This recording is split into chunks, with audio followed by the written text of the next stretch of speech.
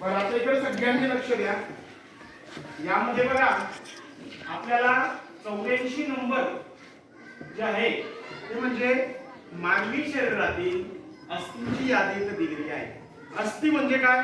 आपल्या शरीरातील हाडे. काय? आपल्या शरीरातील हाडे. आता शरीर आपण पाहिलेलं आहे सगळ्यांनी. शरीराचे एकूण 206 अस्थि आपल्या शरीरामध्ये आहेत. म्हणजे एकूण किती भाग असतात? आपल्या एकूण हाडे किती आहेत? जवळजवळ 206 हाडे आपल्या शरीरामध्ये आहेत. त्यापैकी बघा आपल्याला सगळ्यात या ठिकाणी जर पिक्चर पाहिलं तर या ठिकाणी वरती कवटीचा भाग, डोक्याचा भाग आहे, खाली छातीचा भाग आहे, त्याच्यानंतर हा कमरेचा भाग आहे, हे हात आहे, हे पाय आहे, है की नाही? हे तळपाय आहे. या पद्धतीने आपलं सगळं शरीर बनलेलं आहे. आता आपल्याला शरीरामध्ये हाडं दिसत आहेत का?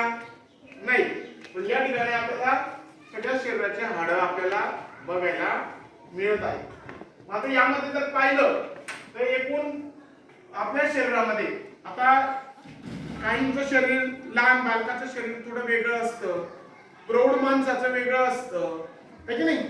म्हणजे त्याची वाढ ही कमी जास्त असते आणि वृद्ध माणसाच्या शरीराची पण वाढ ही कमी जास्त असते. मग आता या ठिकाणी जो दिलेला आहे आपल्याला मानवी शरीरातील असते प्रौढ मानवी शरीर. प्रौढ म्हणजे काय? की थोडं जो प्रौढ असतो 18 वर्षाचा पुढचा जो झालेला असतो त्याला प्रौढ म्हणतात, है की नाही? आता आपण सगळेजण बालक आहोत, आपलं बाल शरीर आहे, बरोबर? पण हे प्रौढ शरीराचं आपल्याला सगळं या ठिकाणी त्या हाडं अस्थि या ठिकाणी दिलेली आहे. बघा आता एकूण किती अस्थि आहेत? 120. आता ऊर्ध्व शाखा. ऊर्ध्व शाखा म्हणजे हात. किती हात आहेत प्रत्येकाला? 2. या 2 हात आहेत आणि या 2 हातांमध्ये एकूण या हातामध्ये 30 हाडे आहेत. किती आहेत? 30. किती हाडं आहेत? 30. आणि या हातामध्ये पण किती आहेत? 30. 30 हाडं आहेत.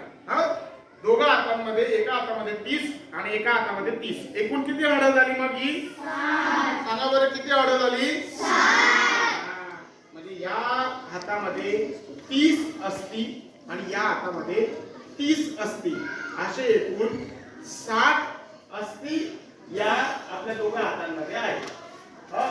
त्याच्यानंतर या ठिकाणी बघा प्रगंडास्थी 1, अंत प्रकोष्ठ अस्थि 1, बहिःप्रकोष्ठ अस्थि 1, मणिबंधातील अस्थि 8, हाताच्या पंड्यांमधील अस्थि 5, बोटांच्या अस्थि 14.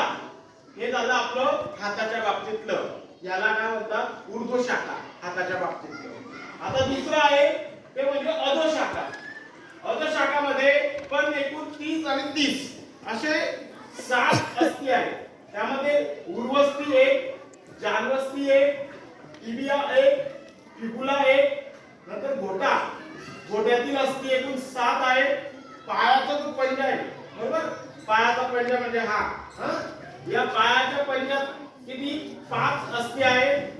या पायामध्ये पण एकूण 10 बोटं असतात. या 10 बोटांमध्ये पण किती अस्थि आहेत? 14. त्याच्यानंतर ही पाठ असते बघा, ही दिसते बॅक साइडची पाठ, बरोबर? ही आपली पाठ असते इथे, है ना? या पाठीमध्ये पण किती आहेत? एकूण 26 मणके असतात. आपण म्हणतो ना पाठीत मणके असतात, ते किती मणके असतात? 26. किती मणके असतात? 26. Very good. हे 26 मणके या ठिकाणी पाठीमध्ये आहेत. नंतर मान असते बघा, मान, नेक. ही तो मान म्हणतो आपण बघा, ही पूर्ण मान असते, है ना? या ठिकाणी दिलेले बघा मान, है ना? त्या मानेमध्ये पण किती मणके असतात? 7. तुम्हाला जर विचारलं गेलं की पाठीचे मणके किती? तर 26 आणि मानेचे मणके किती? 7. एकूण 7 मानेचे मणके असतात. वक्षातील मणके 12, त्याच्यानंतर कटी भागातील मणके 5, सॅक्रम 1, कॉक्सिस 1, त्यानंतर ही छाती असते आपली, चेस्ट, है ना? याला आपण पिंजरा भी म्हणतो. बरेच जण आपल्या ग्रामीण भागामध्ये किंवा आपण आपल्या भाषेमध्ये छातीचा पिंजरा म्हणतो, कारण ते पिंजरासारखं असतं म्हणून, है की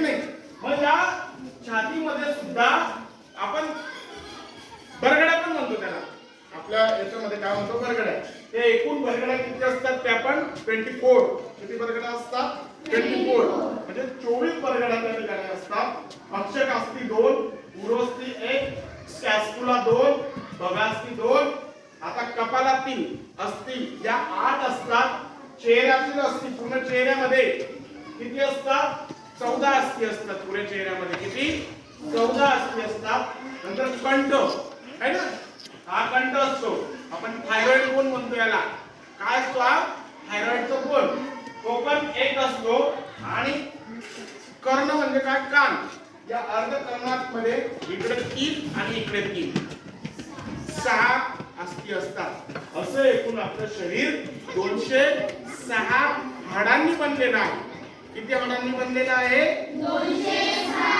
206 हाडांनी बनलेलं आहे.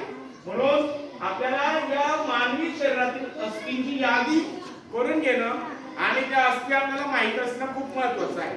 एवढं जरी तुम्हाला लक्षात आलं नाही, परंतु 206 अस्थी महत्त्वाच्या असतात.